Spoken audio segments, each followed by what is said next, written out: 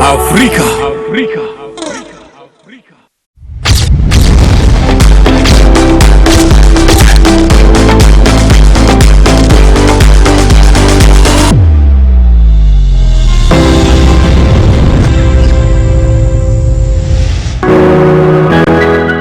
Comme toutes les personnes actives, mes journées peuvent être très chargées.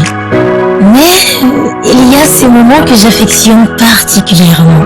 Quand je me réhydrate avec Source Tanguy pour me reconnecter à une source inépuisable de bien-être.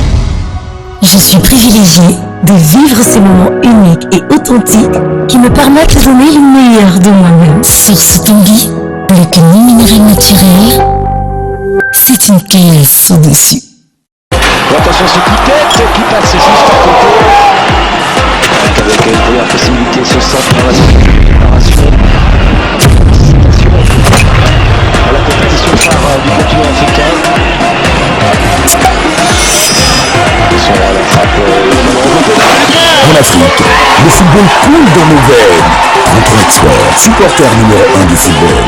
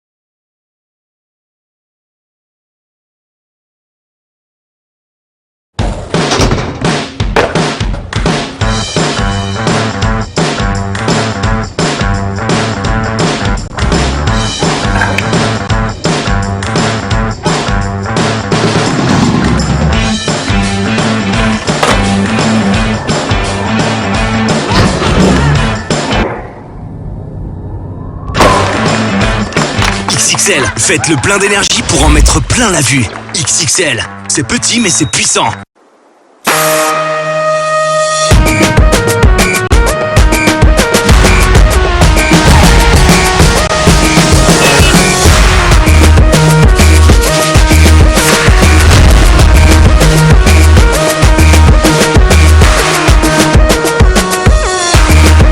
OneXBet, tout le monde a une chance.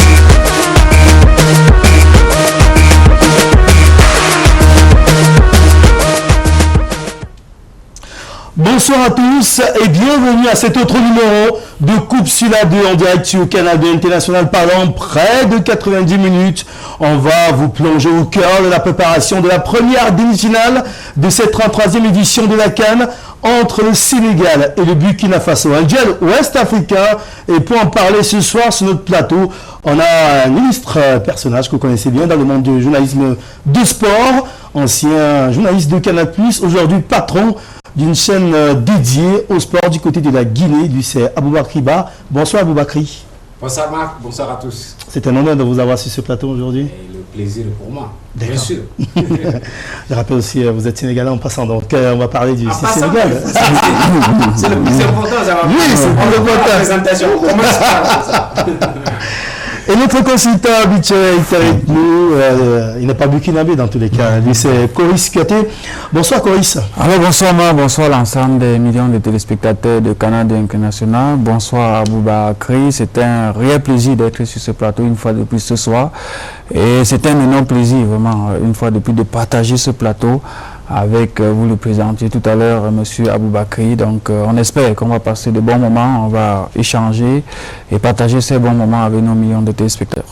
Justement, au menu donc de Coupe sur la 2, ce soir, Sénégal, Burkina Faso, les derniers réglages dans les QG. On a vécu également avec nos reporters sur le terrain, André Mirabomop, Lucien Ondiakou et Yves Nunga, les conférences de presse des deux sélections, la dernière séance d'entraînement peaufiner tout ça, qui est absent, qui présente on va dire les nouvelles côté coronavirus et autres. Est-ce qu'il y a des dernières infos de ce côté-là en termes de santé? On parlera également de la demi-finale qui est prévue jeudi prochain entre le Cameroun et l'Égypte, le duel des titans de la CAN, les deux formations les plus titrées de cette Coupe d'Afrique des Nations. Non, sans revenir sur l'interview un peu exclusive accordée à notre micro par Carlos Queiroz, l'entraîneur de l'Égypte. Tout cela, on verra dans quelques secondes. Restez avec nous pour le meilleur de la CAN sur nos antennes. Le temps de souffler un petit peu avec une courte transition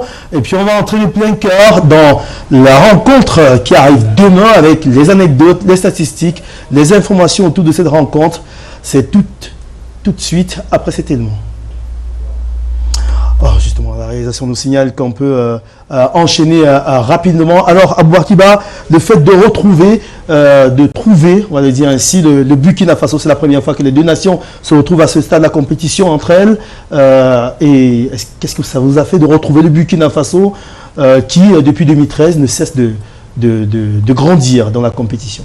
Ouais, le Burkina a alterné le bon et le moins bon, mais je pense qu'ils sont à leur place. Cette équipe du Burkina a fait une campagne de très très grande qualité. Depuis les éliminatoires de Coupe du Monde, il y avait déjà des signes. N'oubliez pas que c'est l'équipe quand même qui a commencé à montrer les premiers signes de faiblesse de la forteresse algérienne. Ils ont fait deux matchs nuls contre l'Algérie dans les éliminatoires de Coupe du Monde. Ils enchaînent dans la foulée. Moi personnellement, ça ne me surprend pas parce que simplement cette équipe du Burkina a pour moi, des meilleurs techniciens du continent comme moi. Ouais. C'est votre avis également, Coris? Bah oui, il faut dire que c'est une équipe assez homogène. C'est une équipe assez homogène composée non seulement des joueurs moyens, mais également de quelques joueurs de talent expérimentés. On peut en citer Edmond Tapsoba, Bertrand Traoré, Dayo, l'expérimenté défenseur, et effectivement le joueur Abdoul Tapsoba. Mais dans cette équipe, Marc, il faut dire qu'il y a un élément essentiel qu'on a souvent l'habitude, on oublie souvent de citer, pourtant qui est un élément très important. Il s'agit de Badji Touré qui fait des merveilles dans cette CAN. Je crois qu'il a été élu à 3 reprises homme du match dans cette compétition en 5 matchs. Vous comprenez que c'est un joueur très important, un peu effacé, qui évolue dans un modeste club du côté de la Suède, Eskilstuna, qu'on ne connaît pas trop, mais qui fait un travail exceptionnel dans cette équipe burkinabé. Et je crois que ça va être, il sera l'un des éléments très importants à suivre demain. Important justement à suivre demain pour le cas donc de cette première demi-finale de la Coupe d'Afrique des Nations. Alors la rencontre se joue au stade Amadou Ahidjo. Abou Akiba, le Sénégal, la dernière fois que le Sénégal est venu ici, c'était un match important des éliminatoires de la CAN de 2012, si je ne m'abuse, avec un match nul ici. Le Sénégal avait réussi à éliminer le Cameroun. Stade qui vous porte bonheur, on va dire. Ouais, mais ils sortent d'une victoire 3-1 sur cette pelouse d'Ahidjo. Si on veut anticiper, on va dire que oui. Mais ce que je veux noter surtout sur cette pelouse d'Ahidjo, c'est l'état de la pelouse. Elle est très très bonne. Un stade qui accueille 2 matchs de quart de finale de CAN en l'espace d'1 heure et que cette pelouse, elle tient comme si on n'avait jamais joué là-dessus. Ouais, c'est la qualité. On a beaucoup parlé de cette CAN, on a parlé de la pelouse de Japoma notamment. Il ne faut pas qu'on oublie de parler de la qualité, s'il faut parler de la qualité de cette pelouse du stade Amadou Ahidjo. On a eu un match de très grande qualité tactique entre le Maroc et l'Égypte sur la pelouse, suivi de ce match avec énormément d'engagement côté équato-guinéen, beaucoup d'abnégation côté sénégalais. Je voudrais ici, avant de parler de ce match de demain, saluer peut-être la qualité de cette pelouse de stade Ahidjo. Ouais, justement, c'est bien de le souligner, qui tient et qui au départ n'était pas censé accueillir énormément de matchs. Ouais. C'était plutôt Japoma qui aurait dû accueillir le plus grand nombre de matchs, mais finalement Amadou Ahidjo répond aux attentes. On va dire que la CAN de 1972 vient encore un peu dans cette CAN de 2021. Pourquoi vous n'avez pas joué la demi-finale là-bas du Cameroun? Oh, c'était vous qui avez fait la programmation, là, toutes les programmations. Alors, les Sénégal Burkina Faso sont devenus assez serrés au fil des dernières années. Ça nous permet justement de revenir sur la dernière confrontation entre les deux formations. C'était en 2017, les éliminatoires de la Coupe du Monde Russie 2018. Un match assez électrique. On revit cela dans cette image. Aboubakry Ba avec ce match nul fou, 2 buts partout en éliminatoire de la Coupe du Monde Russie 2018. Ça vous ravive un peu de souvenirs là? Oui, c'est toujours difficile. Sénégal-Burkina, ça a toujours été difficile, même en CAN, on se rappelle, bon, le Sénégal a un léger ascendant sur ses étalons, mais ça a toujours été une équipe valeureuse. Mais on est en demi-finale de CAN. Une petite équipe ne peut pas arriver en demi-finale. On parle beaucoup de surprises, de premier tour, mais en général, en demi-finale, on n'a que des équipes qui, on va dire, ont mérité leur place. Parce que le chemin est long. Il est même devenu plus long avec cette formule. Il faut jouer 5 matchs avant d'arriver maintenant en demi-finale. L'équipe du Burkina restera toujours en danger pour le Sénégal. Maintenant, c'est au Sénégal de faire, parce que le Sénégal a affiché ses ambitions depuis le départ, objectif titre. Si quelqu'un veut gagner le titre, il doit faire face à tous ces obstacles. Et le Burkina, demain, ça va être un obstacle très, très sérieux pour les Lions du Sénégal. Alors, Coris, vous n'êtes pas d'accord avec ceux qui pensent que le Burkina n'est pas encore un gros, alors quand on regarde les résultats, quand même, depuis 2012, le Burkina est dans le haut de palier, quand même. Non, c'est une équipe régulière en Coupe. Dans la CAN depuis pratiquement 2012, c'est quand même l'équipe finaliste de 2013, je crois, face au Nigeria. Donc, c'est pas une surprise pour moi de retrouver cette équipe à ce niveau. Vous savez, ce match sera assez difficile. Difficile, pourquoi? Parce que, on le disait tout à l'heure, hein, les matchs Sénégal-Côte d'Ivoire ont toujours été des matchs très serrés. Vous savez, lorsque vous partez dans des confrontations, notamment officielles, vous avez, je crois, il y a 4 rencontres. Une seule victoire pour le Sénégal. Nous sommes le 25 janvier 2000, Coupe d'Afrique, une victoire 3-1 avec des buts notamment d'Henri Camara, ça, bon, par le Ismaïla Sarr, Brahim Sarr à cette époque-là, parce qu'à cette époque, Ismaïla Sarr n'avait qu'1 an. Donc Brahim Sarr et Salif Keita. Depuis là, plus rien. Ça dit qu'en 2004, ces deux équipes étaient également dans la même poule à la CAN. En Tunisie, il y a eu un match nul, je crois 0 but partout. Avant ce match que nous avons montré tout à l'heure, notamment les temps forts tout à l'heure, c'est-à-dire le 2 buts partout éliminatoire Coupe du Monde 2018, il y a eu le match aller où il y a eu un 0 but partout au Sénégal avec notamment l'expulsion de Kalidou Koulibaly à la 84e minute. Donc vous comprenez que des matchs Sénégal-Burkina ont toujours été des matchs très très serrés, très très compliqués. Maintenant, qu'est-ce qui va se passer? C'est que demain, on aura une équipe qui a largement atteint ses objectifs. Il s'agit du Burkina Faso. Très honnêtement, l'objectif c'était franchir le premier tour. Huitième de finale, quart de finale. Aujourd'hui, on se retrouve en demi-finale, donc l'objectif est largement atteint. De l'autre côté, Marc, on aura une équipe sous pression. Une équipe dont on attend le trophée au Sénégal. Bon, il n'y a pas de demi-mesure. Il n'y a pas de demi-mesure. Le président de la République l'a dit. Les fans de foot du côté du Sénégal ont dit Aliou, on t'attend ici avec le trophée, point barre. Donc vous comprenez qu'il y aura une énorme pression sur le coach, sur les joueurs sénégalais, par rapport à une équipe burkinabé qui va jouer libéré, qui va jouer sans pression, parce que l'objectif étant déjà atteint. Bon, on va se projeter sur cette rencontre avec les acteurs eux-mêmes, puisqu'on a pu poser la question en conférence de presse d'avant-match à Kamou Malo, l'entraîneur du Burkina Faso, entraîneur local, et qui était fier de le dire en conférence de presse tout à l'heure. C'est au micro d'André Mirabeau-Mahop avec la caméra de Luciano Ndiakou.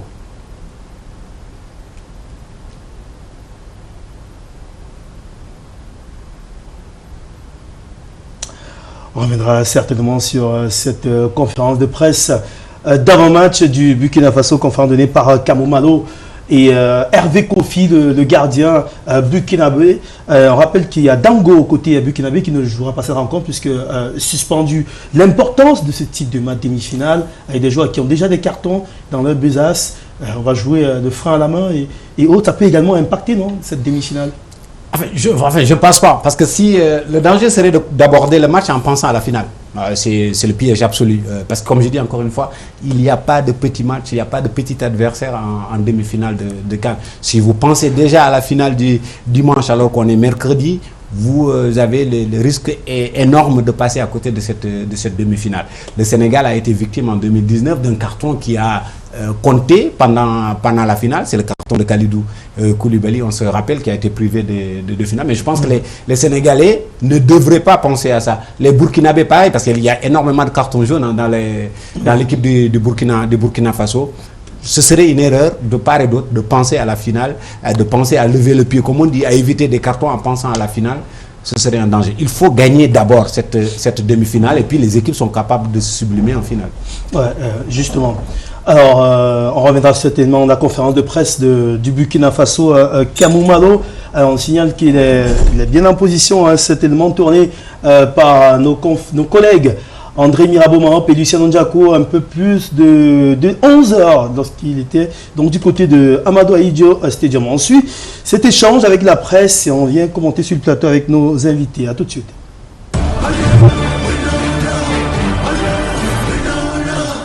On ne vient pas en compétition juste pour se limiter, mais il y a des bases qui ont été fixées par l'employeur et c'est de ça que je parle. Alors, quand il s'agit de mon envie d'aller au bout de la compétition, oui, ça, je le veux bien et ne vous inquiétez pas pour ça. Nous sommes décidés à vendre chèrement notre peau pour aller au bout de cette compétition. Voilà, nous aussi, notre souhait n'est pas de faire partie des favoris, mais d'aller le plus loin possible dans la compétition.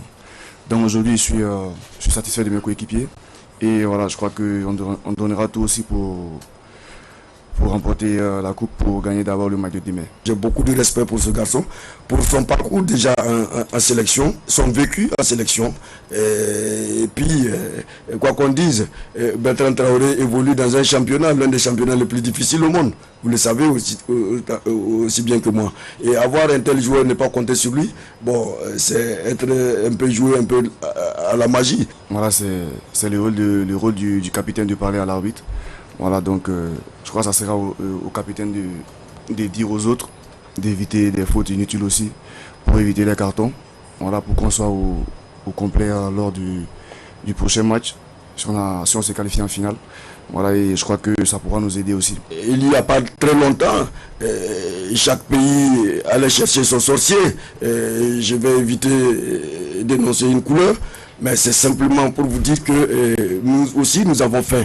Alors, et pour que nous puissions atteindre nos objectifs, il va falloir que nos dirigeants africains fassent confiance désormais à cette expertise africaine. Voilà, si on est arrivé en demi-finale aujourd'hui, c'est pas au hasard. Voilà, donc ce parcours déjà me rend confiant aussi. Et mon groupe aussi me rend confiant. Voilà, on est une famille, on a un très bon groupe. Et je crois que demain aussi on pourra l'emporter face au Sénégal. Alors je pense que si nous pouvons, de par notre contribution sportive, donner en tout cas de l'espoir à notre peuple, nous le ferons et nous n'allons pas marchander sur en tout cas les efforts pour rendre notre peuple heureux. Alors donc effectivement les événements constituent un supplément de motivation pour nous parce que nous savons que tout ce que nous allons faire sera retenu par nos populations. Voilà donc les réactions de Kamou Malo, l'entraîneur du Burkina Faso, et de Hervé Kofi, de gardien de but de ces étalons du Burkina Faso. Les déclarations phares de Kamou Malo qui dit son contrat déjà rempli, c'est un bonus à présent.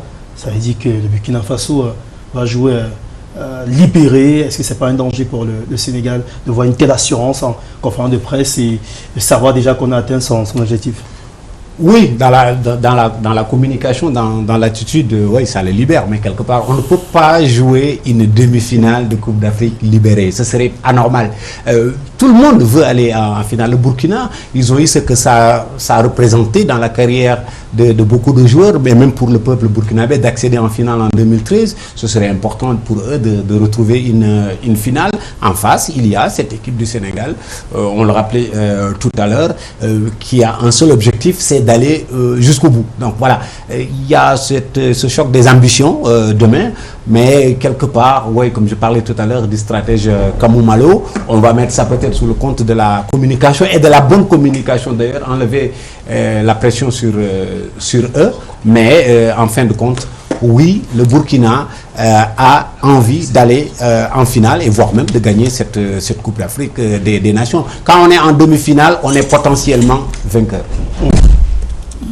La demi-finale, c'est la porte de la finale. Donc, on est à un pas de la finale et toute équipe, toute personne voudrait tout donner pour accéder à la finale, parce que la finale, c'est le prestige, c'est le haut niveau. Ben, Marc, je le disais tantôt, ça va être un match assez compliqué parce qu'il faut dire que c'est un derby. C'est un derby western entre deux équipes qui ont pratiquement le même style de jeu. Donc, au jour d'aujourd'hui, d'un côté, on aura beaucoup d'individualités. Je parle effectivement du Sénégal avec beaucoup de joueurs de talent, beaucoup de joueurs de haut niveau. De l'autre côté, on aura un bloc équipe constitué, comme on le disait tantôt, de joueurs vraiment homogènes, venant des équipes moyennes, venant des championnats, parfois de seconde zone, mais un très bon bloc face aux individualités. Maintenant, qu'est-ce qui va se passer? Moi, je pense que ce match se gagnera au mental. Et surtout, l'étincelle viendra certainement d'une star d'un côté. Parce que ça va être un match assez compliqué. Et vous savez que lorsqu'un match est assez compliqué, comme celui-là, généralement, la solution vient soit d'un fait de jeu, un coup franc, un corner, un but contre son camp, un penalty, soit ça viendra certainement de l'étincelle d'une vedette des deux équipes. Ça dit qu'un ballon sorti de nulle part par Bertrand Traoré pourra déclencher ce match. Un ballon sorti de nulle part pourra déclencher ce match, pourra prévenir par exemple de Sadio Mané ou bien d'Ismaïla Sarr ou de Famara Diédhiou et autres. Mais voilà, ça va être un match assez difficile. Et comme Aboubakry était en train de le dire, il faudra éviter de se mettre la pression à l'entame de cette rencontre. C'est-à-dire que si vous entrez dans ce match en disant finale ou rien, vous risquez de perdre la rencontre, Marc. Il faudra faire très attention, surtout dans les 15 premières minutes de cette rencontre, parce que j'ai l'impression que l'équipe qui va perdre, du moins l'ascendant sur le jeu pendant les 15 premières minutes, risquera de perdre cette rencontre, parce que ça va être très, très important pour les deux équipes. Il faudra bien entamer, il faudra bien gérer. Il faudra penser à alterner, pourquoi pas, ça veut dire que varier le jeu, peut-être à un moment donné, jeu court, jeu long, en fonction de l'évolution de la rencontre. Et comme je disais tout à l'heure, l'étincelle viendra certainement dans ce match d'une des grosses stars de cette rencontre, d'un côté comme de l'autre, même si du côté du Sénégal, on a pratiquement 10 stars et que du côté burkinabé, on en compte 3 ou 4 mars. Alors, regardons un peu ces chiffres avec ces premières indications de deux formations dans cette Coupe d'Afrique des Nations. On a dit que ça se resserrait, les confrontations entre les deux nations depuis 10 ans ou 15 ans. Maintenant, ce n'était pas le cas par le passé. Les chiffres le confirment avec ces premiers chiffres qu'on va visionner justement à l'antenne. Les prestations Sénégal, Burkina Faso. 12 confrontations par le passé, toutes compétitions confondues, avec beaucoup de matchs nuls. Ça, c'est ce qu'on a pu ressortir en premier. Beaucoup de matchs nuls dans ces confrontations entre les deux nations. 7 pour être précis, 3 victoires pour le Sénégal et 2 seulement pour le Burkina Faso. Et puis en CAN, 2 oppositions. Et puis c'est le Sénégal qui est légèrement en tête. Ouais, mais à la limite, je pense que l'historique devient anecdotique du coup sur ces, parce que les équipes ont beaucoup changé. Le Sénégal notamment, le Burkina également. Depuis la dernière confrontation, le Sénégal a fait quoi, une finale de CAN. Le Burkina également a fait une finale de CAN. C'est devenu des équipes, on va dire, qui comptent aujourd'hui sur l'échiquier du football africain. Le plus important, je pense que l'analyse, la base d'analyse la plus pertinente serait ce que les équipes ont fait pendant cette édition de Coupe d'Afrique des Nations. J'entends beaucoup les analyses, mais il ne faut pas qu'on perde de vue concernant le Burkina Faso. Le premier match qu'ils ont livré dans cette CAN, c'était contre le Cameroun. Et ce jour-là, le Burkina a été très très bon. Et ils ont bousculé les Camerounais, ils ont montré à un moment de... Je pense qu'à partir de ce match, ils l'ont perdu, mais je pense qu'à partir de ce match déjà, ils avaient dessiné un peu les contours de ce qui allait être une bonne CAN pour eux. Parce que dans le jeu, ils ont été vraiment très bons face au Cameroun au premier match. Voilà, pour ne pas remonter très loin dans l'histoire, on remonte de 3 semaines, on retrouve déjà une grande équipe du Burkina Faso qui avait démarré et puis qui a ensuite déroulé pour le couronnement avec la Tunisie. Alors on va regarder ces autres chiffres. À présent, il est commenté avec Coris dans ce mano à mano entre le Sénégal et le Burkina Faso à la Coupe d'Afrique des Nations. Autre fait également à relever aussi, c'est que ça s'est resserré les dernières années. Dernière victoire du Sénégal face au Burkina remonte à 2007, vous le disiez déjà tout à l'heure. Et quasiment les mêmes acteurs sont là. Oui, quasiment les mêmes acteurs, justement. La dernière confrontation entre les deux, justement, c'était ce match qu'on a revu tout à l'heure, ce 2 buts partout. Le 5 septembre 2017, lors des éliminatoires de la Coupe du Monde 2018, et ce fameux 2 buts partout, eh bien, dernière victoire du Sénégal face au Burkina, 5 buts à 1, le 8 juin 2007, en éliminatoire, le Sénégal était à la maison, et puis victoire du Burkina Faso au match aller, c'était toujours en éliminatoire de la CAN 2008, victoire du Burkina 1 but à 0 sur le Sénégal. Non, ben oui, on le dira jamais assez, on a commencé par là à l'entame de cette émission, que les confrontations sont assez serrées entre les deux nations, qui sont des nations voisines d'ailleurs, c'est pour ça qu'on parle de derby. Donc vous comprenez que ça va être assez difficile, vous le voyez, par exemple que lors des éliminatoires de la Coupe du Monde 2017, on le disait, c'était vraiment serré. C'est-à-dire qu'au Sénégal, il y a eu un match nul, au Burkina, il y a eu un match nul. Quand vous prenez les confrontations lors des CAN, c'est une seule victoire. C'est une seule victoire de l'équipe du Sénégal. Pourtant, le Sénégal a eu une très belle génération, du moins a eu de très belles générations depuis pratiquement 2000. Que ce soit de 2000 jusqu'à 2010, avec cette génération qui est arrivée depuis 5 ans aujourd'hui avec Aliou Cissé. C'est de très belles générations. Mais également, il faut dire que de l'autre côté, du côté du Burkina notamment, il y a un travail de fond qui est en train d'être fait, ce qui fait en sorte que cette équipe est très constante sur la scène internationale depuis l'organisation de la Coupe d'Afrique en 1998. Donc vous voyez que depuis 1998, le Burkina est de plus en plus présent. Cette équipe était là en 2000, cette équipe était là en 2004, on a retrouvé cette équipe en 2013 jusqu'en finale. Donc c'est une équipe qui est plutôt constante depuis 20 ou 22 ou 25 ans maintenant sur la scène continentale. N'oublions pas quand même qu'il n'était pas à la dernière CAN. Oui, certes, cette équipe n'était pas la dernière CAN contrairement à une équipe sénégalaise, mais il faut également dire que depuis 22 ans maintenant, le Sénégal a perdu 2 finales. On espère que cette psychose des finales perdues ne doit pas s'installer dans la tête, que ce soit de l'encadrement technique ou encore des joueurs, et qu'ils vont comprendre, comme je le disais tout à l'heure, que voilà, le peuple sénégalais attend ce trophée, le président de la République de ce côté attend ce trophée, pour les fans de foot de ce côté attendent le trophée, et qu'ils ont l'obligation de pratiquement tout donner dès demain déjà pour se qualifier pour cette finale. Restons dans les chiffres en regardant ce qu'ont produit les deux nations depuis le début de cette Coupe d'Afrique des Nations. Le Sénégal qui a commencé par une courte victoire à l'arraché, on va le dire, face au Zimbabwe, 1 but à 0. Mais derrière, ça c'est un peu compliqué avant de se débrider à la phase à élimination directe. Le Sénégal n'a pas encore perdu depuis le début de la compétition. Ça, c'est déjà une sacrée bonne nouvelle pour les Lions de la Teranga. Que côté burkinabé, sur les 5 matchs déjà joués, il y a une défaite d'entrée face au Cameroun qui finalement les a sublimés derrière Aboubakry. Ouais, sur les 4 demi-finalistes, il n'y a que le Cameroun et le Sénégal qui n'ont pas encore perdu. De toute façon, le Sénégal d'ailleurs a encaissé son premier but en quart de finale contre la Guinée équatoriale. Les parcours sont quand même différents. Le Sénégal a pu terminer premier de sa poule, même s'ils ont marqué qu'un seul but pour terminer premier. Le Burkina a terminé deuxième derrière le Cameroun. Oui, ça se resserre de plus en plus, comme je disais encore une fois.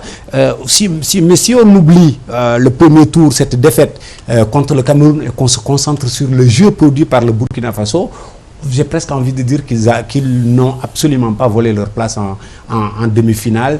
Sur leur passage, il y a eu ce match très difficile contre le Gabon qui a été très très bon au premier tour. Ce match contre la Tunisie, ça n'a pas été facile pour les Burkinabés. Ils n'ont absolument pas volé leur présence en demi-finale. Le Sénégal était taillé pour jouer au moins cette demi-finale.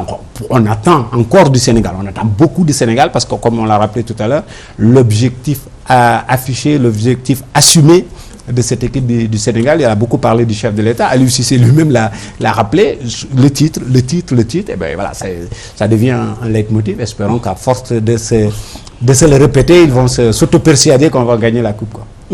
Terminons par ces dernières infos concernant les deux équipes dans l'histoire de la Coupe d'Afrique des Nations, les deux performances. Et on voit justement le net progrès du Burkina Faso dans ce tableau, alors que les performances du Sénégal, c'est un peu éloigné pour le Burkina Faso depuis 98 quand même, et surtout 2013. Et cette finale, on a réussi à passer un cap. Est-ce qu'on peut avoir la dernière image justement pour voir le nombre de participations, mais surtout le nombre de demi-finales pour les deux nations, 4 demi-finales déjà jouées pour le Sénégal contre 3 pour nos amis burkinabés. C'est pas rien quand même, des équipes habituées de carré ou côté sénégalais, c'est passé 2 fois sur 4 par le passé. C'est un peu plus pour le Sénégal, non? Ouais, c'est la 5e. Demi-finale. Demi-finale, ça c'est la 5e. Ah bon, ok. Ouais, c'est la 5e. Vous comptez mieux que moi.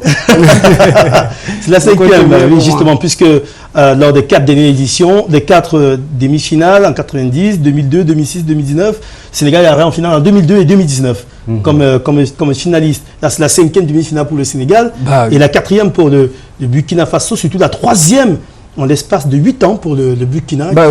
C'est ce que voulait dire Marc. Ce que je voulais dire, c'est que c'est la 5e demi-finale pour le Sénégal en pratiquement 30 ans, mais il faut dire que c'est la 4e demi-finale pour le Burkina Faso en seulement 22 ou 24 ans, parce que leur première demi-finale date de 1998 à domicile. Et depuis là, c'est une équipe qui progresse énormément. C'est une équipe qui progresse énormément. La preuve, c'est que voilà, ça va être leur 3e demi-finale en l'espace de pratiquement 8 ans. Donc c'est une équipe qui travaille, il y a eu un travail de fond de ce côté-là. J'ai surtout aimé le fait de confier cette équipe à un entraîneur local, à un entraîneur national qui a su inculquer les valeurs locales, qui a su inculquer ce qu'on appelle chez nous ici au Cameroun le fighting spirit local à ces joueurs. Et ça se ressent sur le stade, ça se ressent parce que vous allez voir que c'est une équipe, je le disais tout à l'heure, qui varie énormément dans son jeu. C'est-à-dire que selon qu'elle est menée, selon qu'elle est en train de mener, selon qu'elle est en train de contrôler le jeu, cette équipe varie. C'est une équipe qui a l'habitude en mesure de jouer bloc bas, bloc médian, comptant sur les contre-attaques avec Bertrand Traoré ou Abdou Tapsoba devant. C'est une équipe également qui est en mesure de faire le jeu en évoluant dans un système de 4-3-3, des petites passes courtes, passes longues, et voilà, et de faire son jeu. Donc c'est une équipe très équilibrée pour moi, qui va jouer demain contre un très grand Sénégal. J'espère pour notre ami Aboubakri que voilà, qui vont passer demain et rencontrer le Cameroun en finale dimanche. Ce sera une finale de Lyon, hein, dans tous les cas. Il faut prier pour la victoire du Sénégal. Qu'en pensent les supporters? Oui, la CAN, c'est pas seulement pour les acteurs sur le terrain, ni pour les journalistes en plateau pour commenter qu'en pensent les supporters. Ceux qui vivent le foot, on va dire, qui hument le foot, qui vivent et qui respirent cette Coupe d'Afrique des Nations. Allez, nous sommes descendus dans les rues de Yaoundé, rencontrer les supporters sénégalais et surtout burkinabés. On a l'impression qu'ils sont plus nombreux que les Camerounais ici à Yaoundé. C'est un reportage signé Daniel Anissé Boudi. Des supporters burkinabés en pleine séance de répétition devant leur base au quartier Mbaladou à Yaoundé. L'on se prépare déjà pour le choc de ce mercredi entre les étalons et les Lions du Sénégal. L'heure est grave. Dans les rues de Yaoundé, c'est la sérénité chez les fans des deux équipes, comme chez ces Burkinabés que nous rencontrons au quartier Mokolo. On n'a pas peur. Le Sénégal, nous on ne voit pas en face. La coupe, nous allons jouer la finale contre le Cameroun. Et comme vous avez dans 5 coupes là, vous allez nous donner ça haut. Voilà, la coupe si ça va rentrer au Faso. Quel que soit Cameroun, Sénégal, Burkina va jouer un match tranquille. On n'a pas le nom. Nous jouons ballon. Dans le camp du Sénégal, on parie sur une victoire sans appel des Lions de la Teranga et même le trophée final. Cette fois-ci, on veut, comme le Cameroun, l'étoile là, on veut voir une étoile quand même. Voilà, parce que quand je cause avec mes amis camerounais, ils se moquent de moi. Où est l'étoile là? Cette année-là, on va la prendre ici au Cameroun, Inch'Allah. Allez le Sénégal, 2-0, but de Sadio Mané, Ismaël Sarr, voilà. À la première minute. Allez le final Sénégal-Cameroun. Voilà. 3-0 pour le Sénégal. Au sein de l'état-major des supporters sénégalais en Coléton, l'heure est aux dernières réunions préparatoires. L'on peaufine des stratégies pour porter Sadio Mané et ses camarades à la victoire finale. Nous sommes très confiants et nous croyons à la victoire finale. Parce que si vous remarquez, depuis lors, l'équipe monte à crescendo. Donc nous avons démarré timidement et on va terminer très fort. Oui le Sénégal, Kognaté, oui le Sénégal. Environ 100 supporters ont effectué le voyage dans chacune des deux sélections pour rejoindre leurs compatriotes déjà installés au Cameroun. L'affiche Burkina Faso contre Sénégal promet un match sérieux sur le terrain, mais surtout un duel spectaculaire dans les gradins. Merci à Daniel Anissé Moudi et à Constant Kamga pour cet élément dans les rues. La pression monte, les QG se préparent, les supporters, la CAN, c'est aussi ça. Oui, c'est la bonne ambiance qu'il faut noter sur cette CAN. Mais bon, même si au départ on a dit par des mesures que j'arrivais personnellement pas à comprendre, qui avaient un peu dépeuplé les stades, mais il suffisait de voir un peu l'ambiance dans les fan zones pour comprendre que les Camerounais voulaient cette CAN, ils voulaient mettre de l'ambiance. Il suffit juste qu'on leur permette d'aller au stade dans de bonnes conditions, des conditions de sécurité pour mettre cette ambiance-là. Les autres équipes ont envoyé des supporters, c'est une tradition chez les Sénégalais, les Burkinabés, les résultats aidant, les QG se remplissent au fur et à mesure. Ouais, je pense que si les organisateurs arrivent à mettre en place un système de sécurité, sanitaire et sécuritaire tout court, on peut avoir une très belle ambiance dans tous les stades. Justement, alors, comment est-ce que le Sénégal va jouer demain le 11 de départ? Est-ce que vous sentez une titularisation d'Ismaïla Sarr d'entrée de jeu face au Burkina Faso? Et justement, on a essayé de titiller, sorti de verre du nez à l'UCC et autres. Il revient justement, il le disait encore en conférence de presse d'avant-match, qu'il va pas, la santé est prioritaire par rapport au résultat. Mais est-ce que vous le sentez qu'Ismaïla Sarr va débuter d'entrée cette compétition et compléter ce trio de feu avec Sadio Mané et Famara Diédhiou? Il a montré de l'envie la dernière fois. Il ne faut pas oublier qu'Ismaël est resté très longtemps sans jouer. Il avait réellement envie, il était très motivé. Parce qu'il n'était pas motivé avec toutes les péripéties qui ont entouré son arrivée, son retour à Barcelone pour se soigner. S'il n'était pas motivé, il n'allait pas revenir. Il est revenu, la CAN a démarré sans lui. Pendant que la CAN, il était encore en rééducation du côté de Barcelone. Mais il est revenu quand même dans la compétition. Il est entré, il a marqué, c'est un bon départ, mais dans la gestion d'un tournoi, l'envie du joueur seul ne peut pas suffire. Il y a une gestion, comme je dis, qui veut aller loin, doit aménager sa monture, et Ismaïla Sarr fait partie des éléments clés de cette monture d'Aliou Cissé. Est-ce qu'il va le mettre dès le départ demain? Personnellement, je ne le pense pas, mais bon, puisque je ne suis pas dans les secrets d'Aliou Cissé, je ne peux pas trop m'avancer, mais je pense quand même qu'il serait peut-être beaucoup plus prudent de le laisser entrer progressivement, prendre sa place progressivement dans cette équipe, parce qu'il a montré qu'en sortant du banc, il peut être important, il peut être décisif pour le Sénégal. Justement, on prépare également peut-être des changements, on prévoit peut-être des changements au départ du Sénégal. On a vu que Sékou Kouyaté est entré avec un but, ça booste le moral. C'est un cadre d'effectif, ancien capitaine déjà. Et on a senti un Pape Gueye un peu timoré, un tout petit peu. Ce type de match veille à un pas de la finale comme ça, il peut y avoir un ou deux changements, non? Parce qu'on sait que défensivement, on va dire que le quatuor défensif, Diallo, Koulibaly, 6 et notre ami Bouna Sarr, dans les buts, Mendy, ça ne devrait pas bouger. Mais au milieu, Nampalys Mendy, Idrissa Gana Gueye, ce sera peut-être avec Sékou Kouyaté ou Pape Gueye, et puis devant, peut-être reconduit le trio qui a joué le dernier match. Ouais. C'est déjà bien qu'on commence déjà à avoir cette réflexion autour de l'équipe du Sénégal, parce qu'il y a 2 semaines, on savait déjà qui allait jouer, parce qu'il y avait quasiment personne. Un 11 gagne un match, mais tout le groupe gagne un tournoi. Si on veut aller jusqu'au bout, il faut savoir compter à un moment ou à un autre sur l'ensemble du groupe. Cette année, c'est ça, les 28 joueurs, mais chaque joueur doit avoir son importance. Il y a des matchs, il y a des joueurs qui sont taillés pour certains types de matchs. Je vous ai parlé tout à l'heure de Pape Gueye, un peu timoré. Bon, mon avis, c'est que c'est un apport technique, un apport technique inestimable dans le jeu du Sénégal. Il a accusé le coup peut-être physiquement, mais ça reste un joueur de très très grande qualité, comme Nampalis Mendy. Quand Idrissa Gana Gueye est dans le dur, ces deux-là sont venus vraiment rehausser un peu le jeu au milieu de terrain du Sénégal. Oui, Aliou Cissé, il l'a dit en conférence de presse aujourd'hui, il est aujourd'hui heureux, à partir des demi-finales, de retrouver l'ensemble de son effectif. Et comme je disais tout à l'heure, un 11 dit idéal peut gagner un grand match, mais c'est l'ensemble de l'effectif qui gagne le tournoi. Alors, terminons avec vous en parlant du Burkina Faso, de retour de Bertrand Traoré dans le 11 de départ.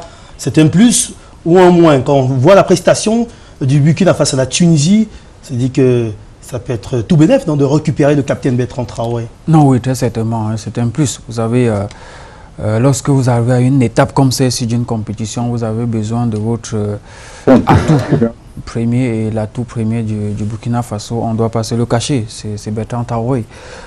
Donc son retour forcément va apporter un plus dans cette équipe, parce qu'il faut dire que des matchs comme celui qu'on va voir demain, sont des matchs qui se gagnent généralement au mental. Et lorsqu'on parle du mental, on parle de l'expérience, on parle des joueurs qui ont déjà eu à disputer des matchs de la sorte. Et qui du côté du Burkina Faso, puisque Bertrand Traoré, pour affronter ce genre de rencontre. Donc c'est un plus, mais je vous le disais, Marc, contrairement à l'équipe sénégalaise qui a pratiquement un problème de riche, parce qu'au jour d'aujourd'hui, dans cette compétition, s'il y a une équipe qui peut aligner pratiquement 2-11 types, c'est le Sénégal dans cette compétition depuis le début. De l'autre côté, on a un bloc. Attention, je ne suis pas d'accord. On va déplorer quand même le dernier buteur suspendu dans Dango, qui ne sera pas là, qu'il a fait un très bon. Non, vous savez, Marc, lorsqu'on a entamé cette compétition sur le plan attaque burkinabé, on s'attendait à un joueur.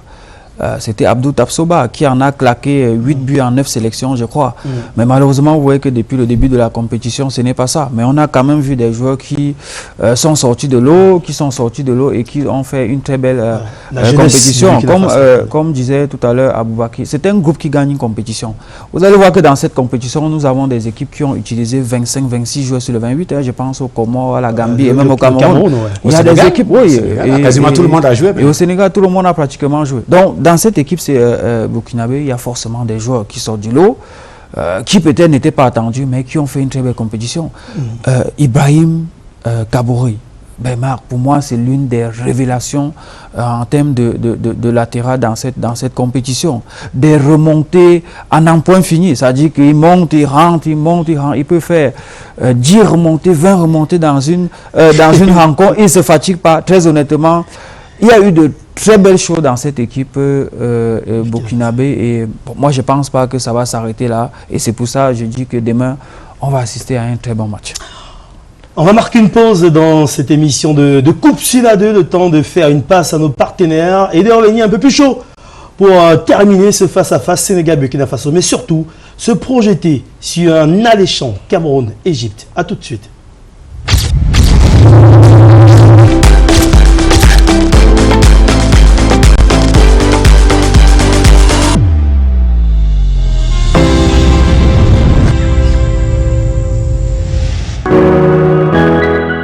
Comme toutes les personnes actives, mes journées peuvent être très chargées.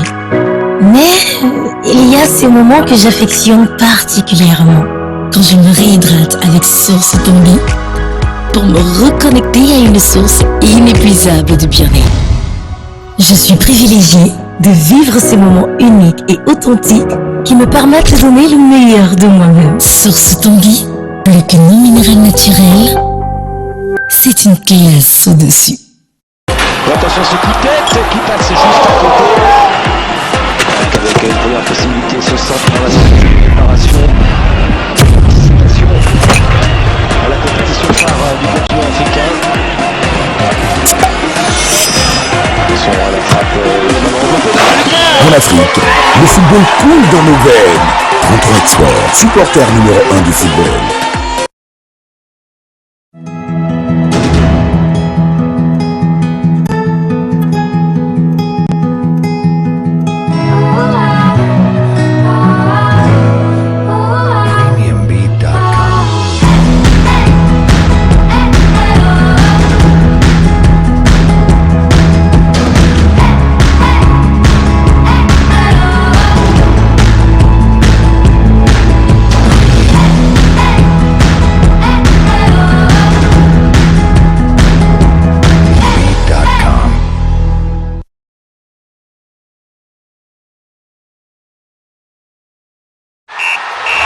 Le football fait partie de notre patrimoine. Profitez de chaque match en savourant une Kadibir bien fraîche. Kadibir, la bière officielle de la CAN Total Energy Cameroun 2021. À consommer avec modération. 21 ans et plus.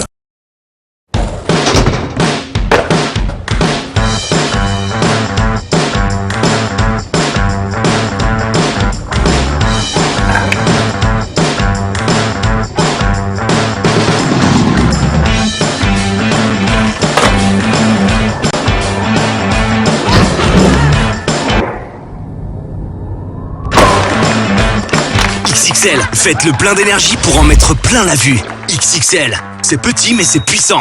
En pleine crise de la Covid-19 et de tous ses variants, des changements climatiques et de la pollution, la qualité de l'air n'a jamais été aussi importante. Et respirer de l'air pur dans les espaces fermés devient de plus en plus compliqué. Respirer l'air pur est vital pour la santé.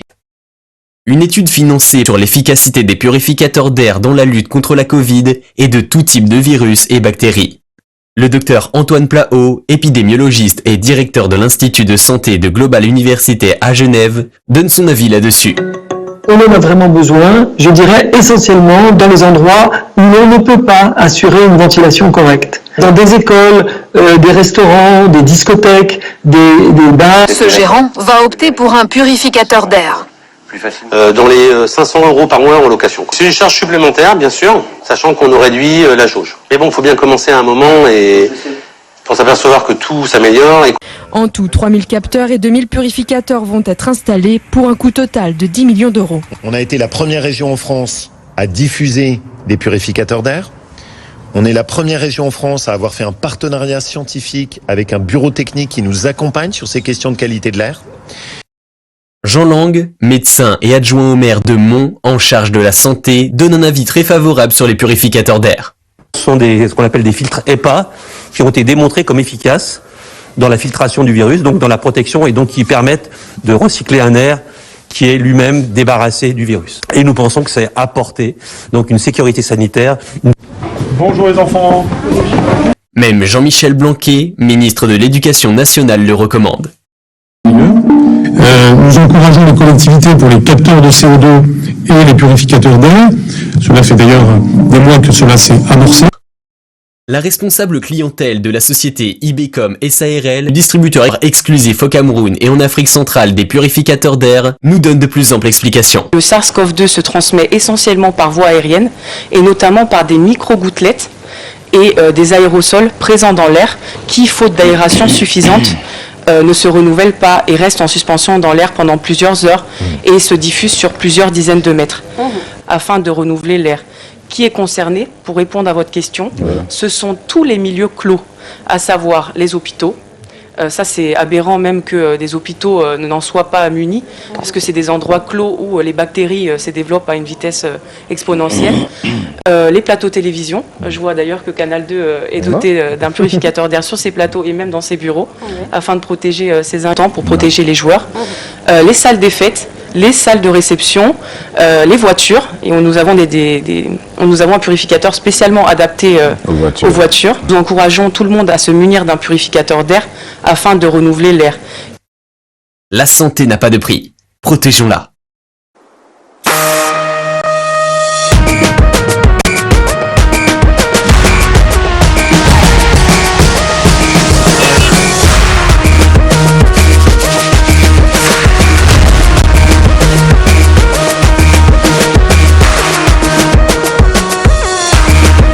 OneXBet, tout le monde a une chance.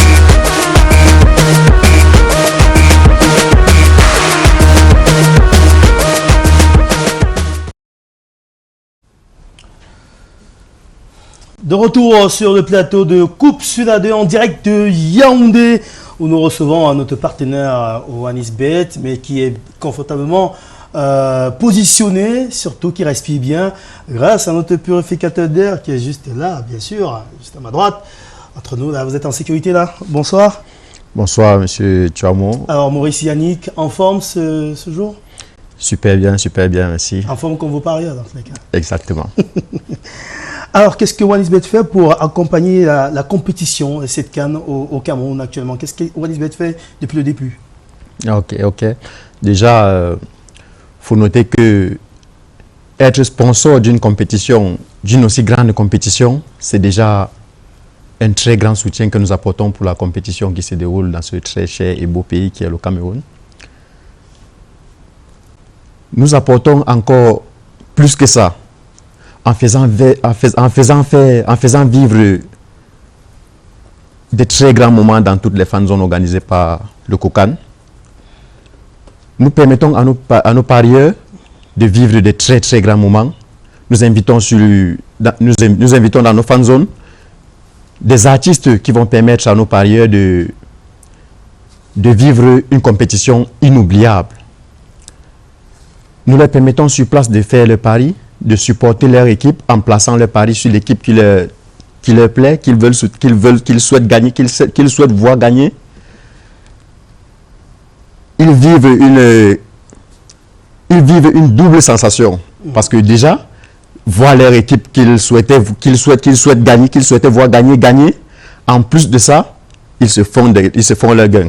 En plaçant le pari, ils gagnent aussi. Qui mélange passion et gain aussi. Exactement. C'est doublement gagnant dans tous les cas. Exactement.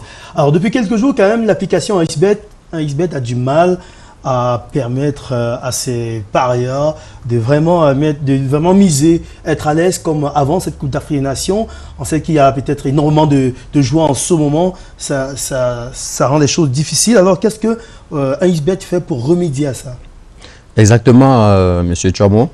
Ça, c'est un problème que notre application OneXBet traverse et nos techniciens sont en train de mettre le paquet pour remédier à ce problème. Déjà, à mon niveau, je vais apporter une solution simple à ces parieurs pour qu'ils puissent parvenir à faire leur recherche et les retraits simplement dans leur compte. Déjà, pour ceux qui vont constater, parce que ce n'est pas dans tous les comptes que ça arrive, c'est chez certaines personnes. Ceux-là qui vont constater qu'en voulant faire leur recharge dans leur compte, en appuyant sur l'opérateur qu'ils veulent utiliser pour faire leur recharge, ça ne réagit pas. La solution, il est simple. Vous pouvez simplement aller dans le site, taper onexbet.com, sélectionnez OneXBet Cameroun et connectez-vous via le site en ligne. Vous faites votre dépôt et votre recharge. Là-bas, tout passe sans problème. Ce problème, il n'est que dans l'application. Vous pouvez faire vos recharges à partir du site et rentrer dans l'application, faire vos jeux tout simplement. Et pour ceux qui veulent faire les retraits de leur compte, si à partir de l'application ça dérange, la solution il est simple. Vous faites pareillement, vous allez dans le site, vous vous connectez à votre compte à partir du site et vous faites votre retrait tout simplement là-bas. Tout passe sans problème à partir du site. Alors, merci à vous Yannick pour ces informations. On espère que les parieurs de OneXBet ont bien suivi et qu'ils vont passer au plan B en attendant que le plan A, l'application, revienne à de meilleurs sentiments. Merci à vous. Le temps de faire une courte transition et puis on revient parler et terminer surtout cet échange Sénégal-Burkina Faso, mais surtout se projeter sur la demi-finale du Cameroun à venir et toujours nous avons un plateau donc Aboubakry Ba qui est avec nous, journaliste sénégalais bien sûr, mais directeur de CIS TV. Alors, c'est une chaîne guinéenne, mais la Guinée est sortie de la compétition. Comment vous réussissez à maintenir vos téléspectateurs concernés par cette CAN? Quelles sont les formules que vous trouvez à Aboubakry? Enfin, vous dites c'est chaîne guinéenne, chaîne au capitaux guinéen, oui, appartenant à Guinéen, basé en Guinée, mais qui s'intéresse à tout le continent. Non, ça n'a pas arrêté. On a vu, c'est vrai, une équipe qui suivait à un moment donné, à partir du... C'était ça la bonne nouvelle Covid pour moi de cette CAN, c'est qu'à partir de... Je disais qu'à partir des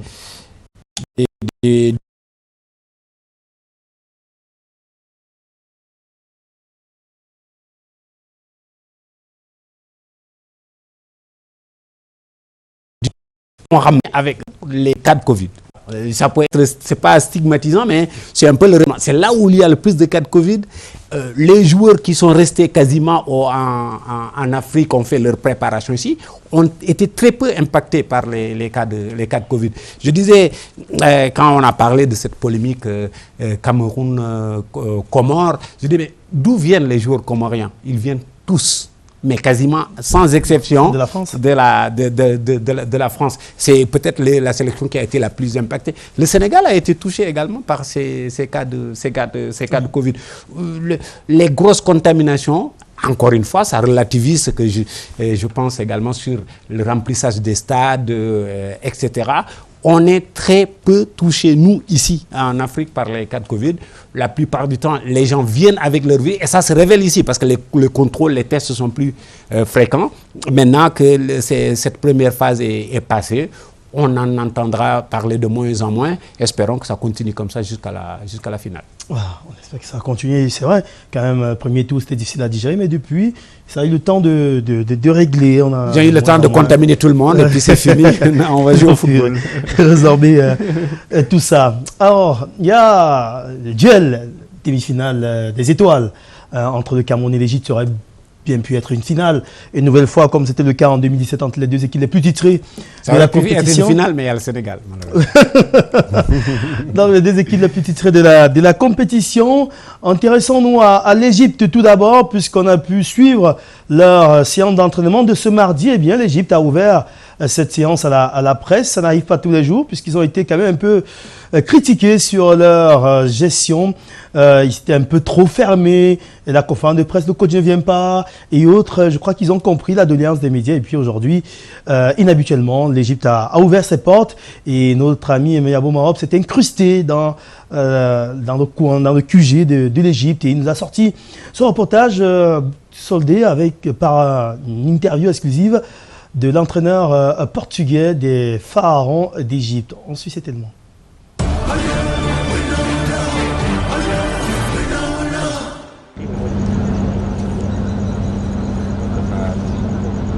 À 48 heures de retrouvailles entre Lions indomptables et Pharaons, les Égyptiens semblent plutôt calmes. Ici, leur unique séance d'entraînement de ce mardi à l'annexe B du stade d'Olembe.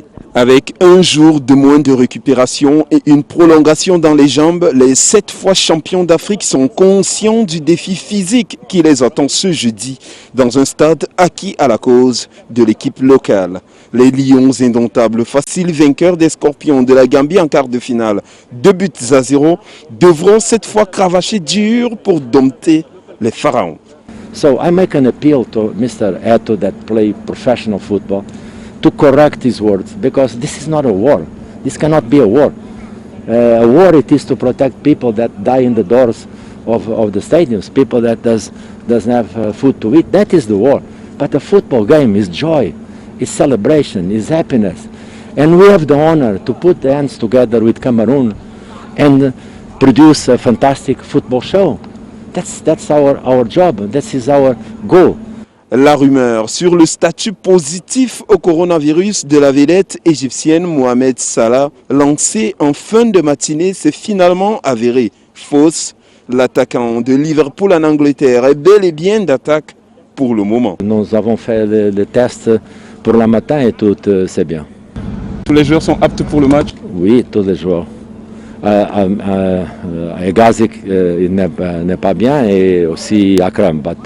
Nous avons tous les 24 joueurs prêts à jouer. Et nous sommes prêts. Je veux dire, je ne sais pas qu'est-ce qu'il va passer jeudi, mais nous irons être prêts. Il faut choisir, jouer au football et non faire une guerre contre nous. Ce mercredi, classique de veille de match avec les traditionnelles conférences de presse et les séances d'entraînement partiellement ouvertes à la presse. André Mirabomop à Olembe pour Canada International.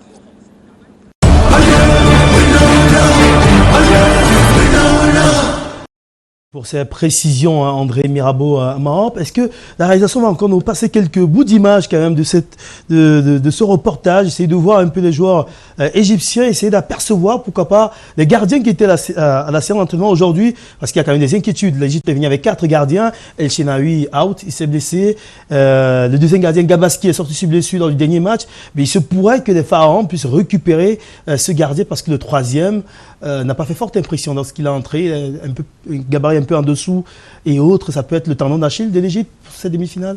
On va dire qu'il n'était pas préparé à faire ce match-là, parce que c'est un poste assez particulier. Peut-être que s'il est préparé pour... Il sait qu'en allant se coucher que demain, ça va être lui et qu'il y aura un certain Vincent Aboubakar en face. Justement, on a vu l'image, il n'y a que 2 gardiens qui étaient à l'entraîtement, le 3e et le 4e. Ouais, bon, il suffit de le préparer. On connaîtra son vrai niveau quand il sera préparé pour le match, oui. Mais il y a encore la séance d'entraînement demain aussi. Donc. Après mars, c'est pas une première. On a comme l'impression que c'est une malédiction qui suit l'Égypte. Parce que vous vous souvenez que déjà en 2017, El Shaarawy s'était blessé.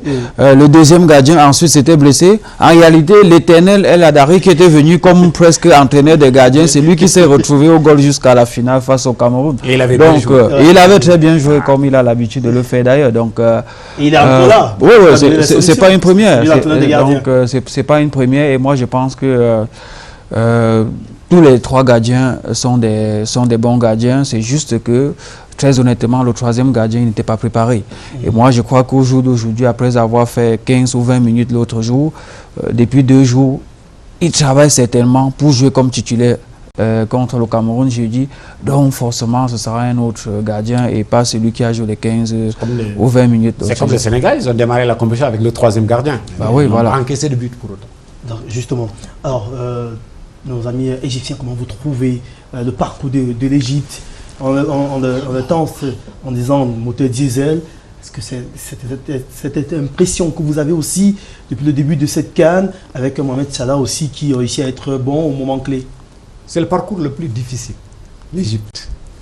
Si vous comparez avec le parcours du Sénégal ou le parcours du Cameroun, en termes d'adversaires, l'Égypte a quand même joué contre le Nigeria, l'Égypte a joué contre la Côte d'Ivoire, l'Égypte a joué contre le Maroc, l'Égypte va affronter le Cameroun.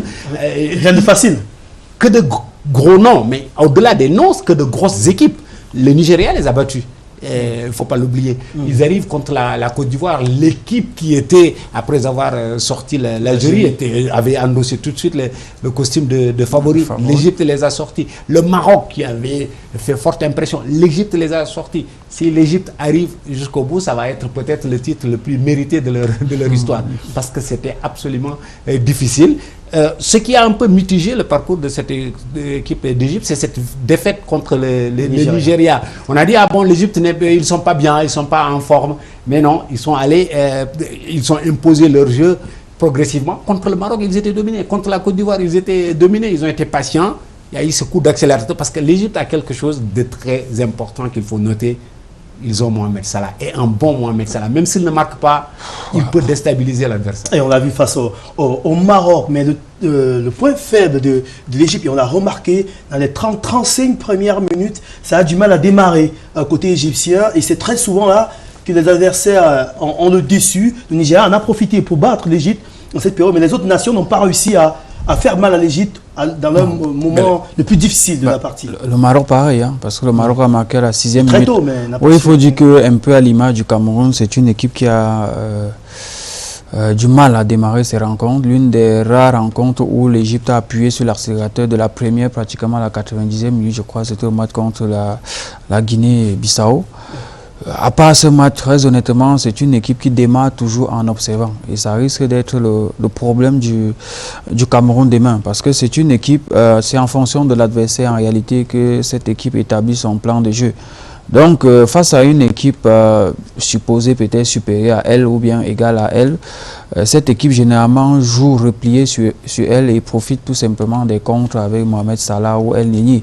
Mais maintenant, quand elle a en face une équipe qui a sa dimension ou qui est plus faible qu'elle, bon, très certainement, elle déroule le jeu. Ce fut le cas contre la Guinée-Bissau. Donc, c'est une équipe qui a commencé, on le disait tantôt, hein, très difficilement dans cette compétition avec une défaite. Ce n'est jamais facile. Hein. de commencer une compétition avec une défaite. Si le doute s'installe, très honnêtement, la suite de la compétition peut être très difficile pour vous. Mais le coach Queiroz a remobilisé les troupes, les gars se sont mis en jambes, et voilà, ça en a suivi 2 victoires déjà en poule, notamment face à la Guinée-Bissau.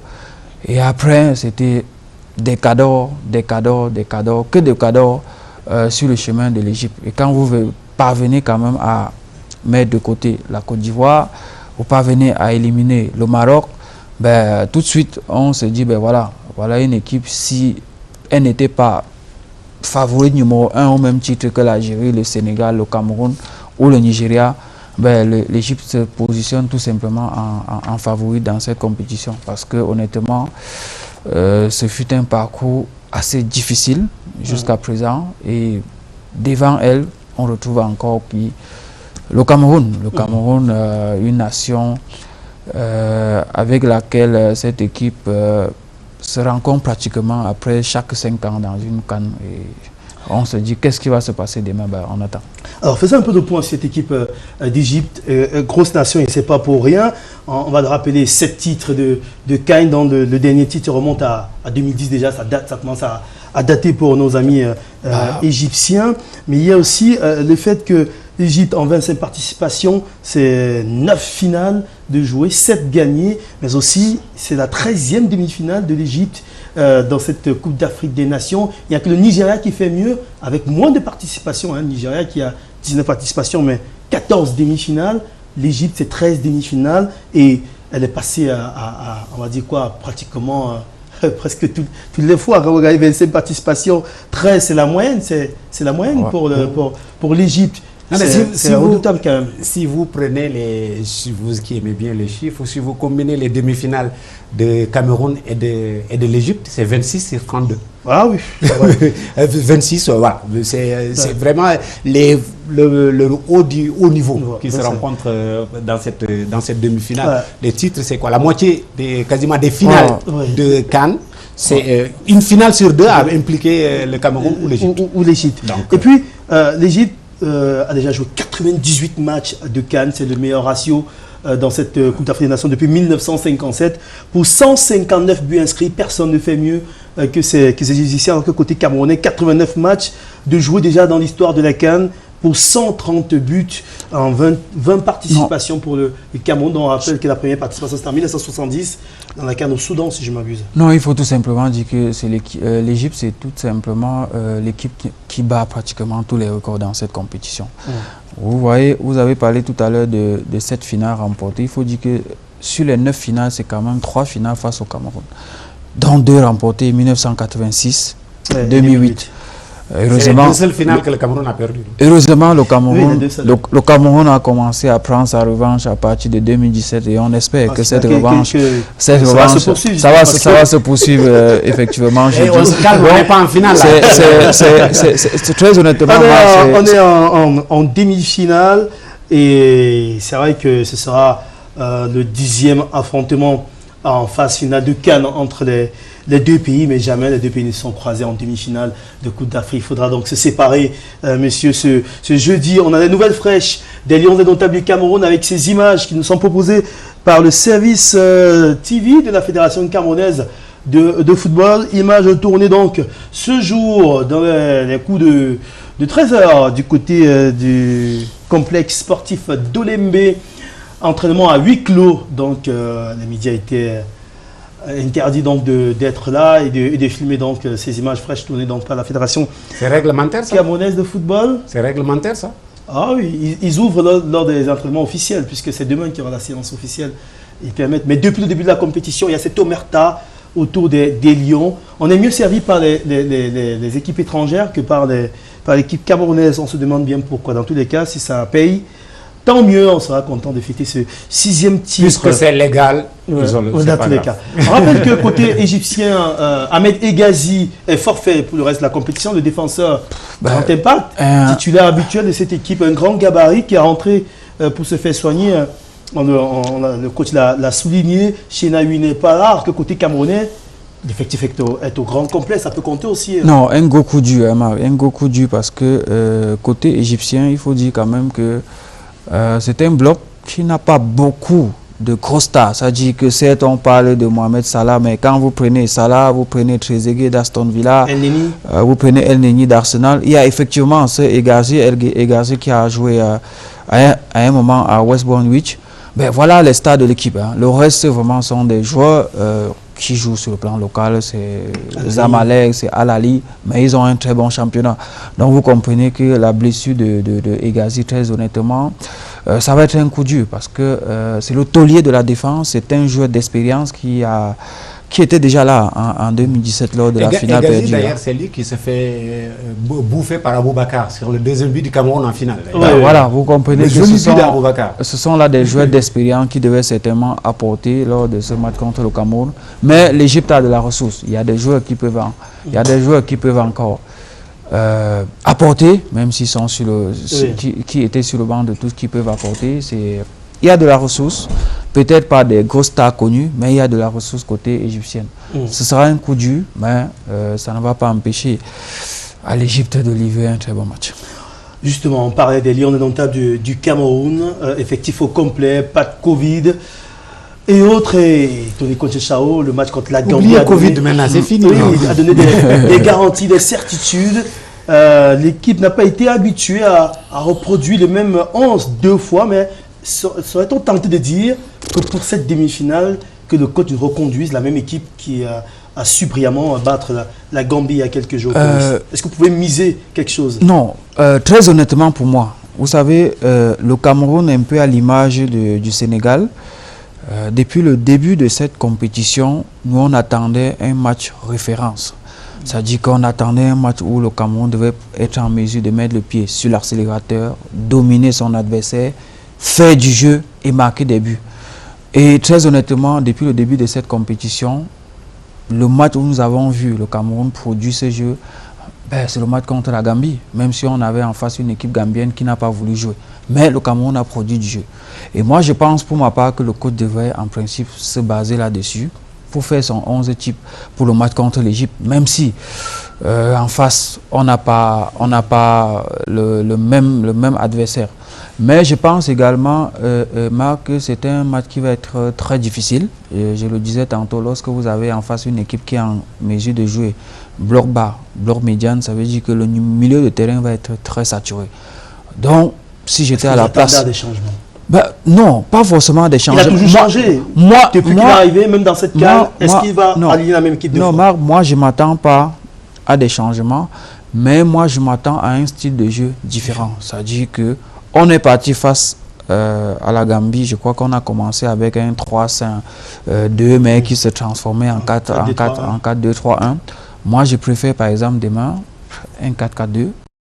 Je dis à un 4-4-2 parce que si nous, on se fait bouffer, du moins si le Cameroun se fait bouffer au milieu de terrain par l'Égypte, ça va être compliqué pour la suite de la rencontre. Et je vous le disais tantôt, ce match comme le match Sénégal-Burkina, ça va se gagner au mental. Et le mental, généralement, si vous ratez l'entame de la rencontre, vous perdez psychologiquement l'ascendant sur l'adversaire et vous pouvez perdre le match. Et pour éviter que cela n'arrive, il faut, dès le début, fermer tous les côtés, commençant effectivement par le milieu de terrain et ensuite effectivement procéder surtout aux prises à 2 ou à 3. Vous savez qu'il y a 2-3 dangers côté égyptien, c'est El Neni, c'est Mohamed Salah. Alors il faudra très certainement mettre un système de jeu qui va faire en sorte que à chaque prise de balle d'un Trezeguet, Salah ou El Neni, qui est une prise à 2, une prise à 3, ça veut dire au moins 2 ou 3 défenseurs autour. Non, c'est pas qu'on a peur, mais il faut faire avec ses forces et il faut faire également avec les faiblesses de l'adversaire. C'est ce qu'il faut faire. Mais c'est un autre client qui sera devant lui, le jeune Noutolo qui évolue à Seattle Sounders, pourquoi pas aussi Colin Sfai qui est habitué à être assez rapide. Dans tous les cas, les milieux seront très importants pour supplier les latéraux parce que Mohamed Salah et son homologue de l'autre côté vont assez vite sur les côtés. On a clairement identifié les dangers côté égyptien. On rappelle que côté camerounais, dernière séance prévue donc ce mercredi dans la soirée, puisque le match se joue ce jeudi à 20h au stade Olembe. L'entraînement aura lieu au stade l'un des annexes d'Olembe, tout comme pour pour élegir les conférences de presse un peu plus tôt en journée pour ces deux sélections-là. Eh bien, le staff technique n'a pas communiqué sur l'état physique de Mouminga Maleu qui est sorti sur blessure, qui est sorti gêné et qui boitillait même sur les images qu'on a tournées à l'aéroport de Yaoundé à leur retour et sur le cas de Collins Faye. Peut-être ça veut dire que tout va bien, mais on aura l'occasion de le vérifier lors de la dernière séance d'entraînement de ce mercredi avant. Excellente quand Dengamale. Ah oui, ouais, ah oui. C'est un des hommes forts du Cameroun. Ouais, et c'est l'un des hommes forts de Conceição. Il n'a manqué aucun match de Conceição. C'est sa Rolex. Non, sur cette CAN particulièrement, je le connais un peu, on le voit en Ligue des Champions notamment, mais sur cette CAN, il est particulièrement bon. Très utile pour les couloirs du Cameroun. On va terminer cette émission en écoutant Aliou Cissé. Ça serait quand même difficile de ne pas écouter. Ça, c'est une bonne idée. du Sénégal, on l'a loupé tout à l'heure, mais on retrouve Aliou Cissé qui a été un tout petit peu gêné par les questions des journalistes, mais comme d'habitude, il a gardé sa Rastamania. On écoute Aliou Cissé avant de mettre la clé sur les paillassons.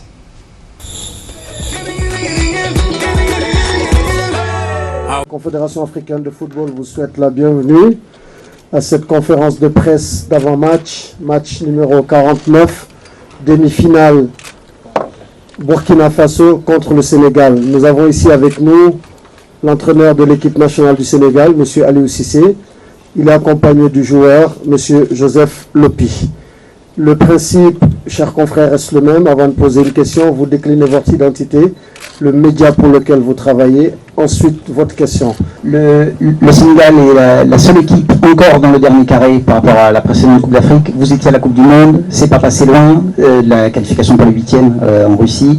Vous êtes à votre 5e demi-finale. Qu'est-ce que tous ces chiffres disent du football sénégalais, s'il vous plaît? Merci beaucoup, c'est une très très bonne question. Je pense que c'est les journalistes sénégalais qui pourraient vous répondre. Mais en tout cas, c'est très bien de souligner tout le travail que cette génération est en train de faire, tout l'ensemble vraiment du staff technique, des médicaux, de l'ensemble des gens qui sont collés à cette équipe nationale. Je ne veux pas citer de nom parce que sinon je vais oublier. Mais nous travaillons avec nos hauts très hauts, avec nos bas très bas, mais tout en gardant notre ligne directrice, comme vous le dites. Depuis 2015 jusqu'à aujourd'hui, je crois que s'il y a une progression au niveau international d'une équipe sur 6 ans, je crois que le Sénégal en fait partie. Quand je suis arrivé, je crois qu'on était 14e sur le plan continental et je crois 64e sur le plan de la FIFA. Donc aujourd'hui, le Sénégal est premier sur le continent africain et fait partie aujourd'hui du top 20 comment dirais-je encore, du ranking FIFA. Donc ça, c'est pas un hasard, ça veut dire que c'est un travail de longue haleine. Nous continuons à travailler, mais comme vous le dites, ce travail-là ne pourra être couronné seulement si cette génération-là gagne un trophée. Et nous courons derrière ce trophée-là depuis 1960. Nous ne l'avons pas, avec de très très belles générations qui sont passées, qui n'ont pas réussi à l'avoir. Mais nous avons foi et nous nous battrons en tout cas pour faire partir de cette génération qu'il fera. J'ai une question pour Joseph Lopi. Vous allez disputer votre première demi-finale en Coupe d'Afrique des Nations. Est-ce que vous avez eu la pression, vous personnellement, et c'est quoi le mot d'ordre pour ce match de demain? Bonjour. Une pression, elle est positive alors. Et envie de jouer, envie de continuer à représenter dignement notre drapeau. Après, on n'a pas de pression particulière. Ça reste un match de football qu'il faut bien aborder, qu'il faut bien préparer. On sait qu'on a en face de nous un très bon adversaire, comme j'ai dit tout à l'heure, qui a mérité sa qualification, qui aura envie aussi de gagner et de continuer l'aventure. Et voilà, nous aussi, on a envie de gagner, on a envie de continuer l'aventure. Donc ça sera un match disputé. À nous de faire ce qu'il faut sur le terrain, comme on l'a montré sur le dernier match, pour continuer l'aventure. Voilà, pour continuer l'aventure, il faut battre le Burkina Faso ce mercredi à 20h au stade Amadou Ahidjo de Yaoundé, un stade légendaire. On espère avoir une belle équipe en finale déjà ce mercredi. Merci à vous, Aboubakriba, d'être passé par ici. Merci Marc, c'est mon plaisir, bien sûr. Je n'ai pas sorti ça, un commentaire sur la programmation la finale et la 3e place qui se jouent le même jour, 2 stades différents. Ben, la programmation en général, si vous voulez, on va faire une émission sur la programmation parce qu'il y a énormément de choses à dire. D'accord, on y reviendra. Et à redire sur cette... Non, mais c'est vrai que sur cette CAN, la programmation, ça vraiment nous a arraché un peu des cheveux. C'était incroyable. Mais bon, du coup, on se retrouve avec 2 matchs le même jour, par exemple. Ça va à couteau tiré dans tous les cas. Merci Chris Claté pour ces analyses. Merci Marc, c'est tout un réel plaisir de passer des moments pareils avec vous, avec Aboubakry et surtout avec nos millions de téléspectateurs. Restez sur Canal 2, rediffusion de ce programme ce mercredi à partir de 11h sur nos antennes. Et puis vous suivrez le match de ce mercredi 20h sur nos antennes avec un plateau qui commencera dans les coups de 19h par là avec Divan Kariki et toute l'équipe du côté de Douala. Bonne soirée sur les antennes de Canal International. À la prochaine.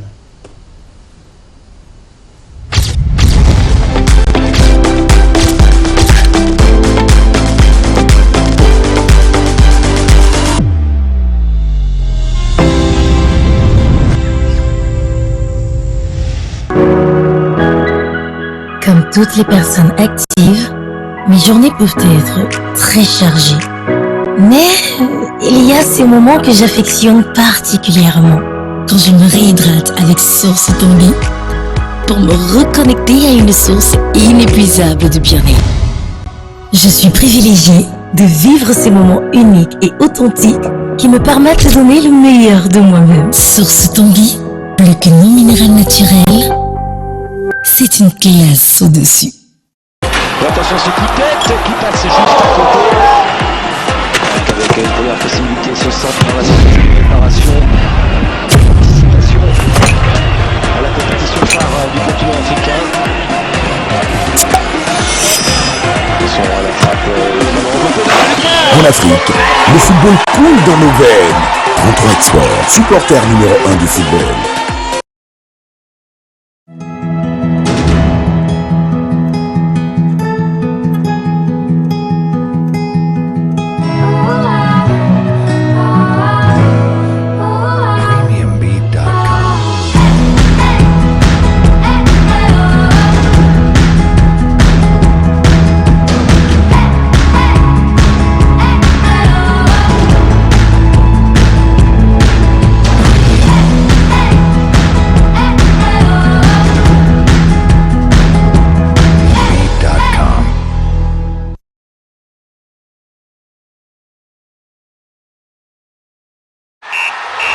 Le football fait partie de notre patrimoine.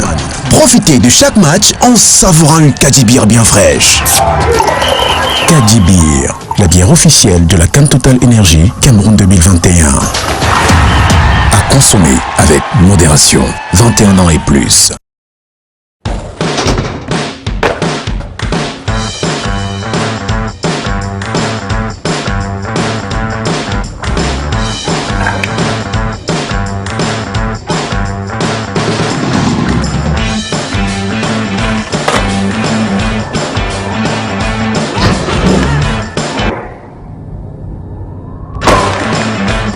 XXL, faites le plein d'énergie pour en mettre plein la vue. XXL, c'est petit mais c'est puissant.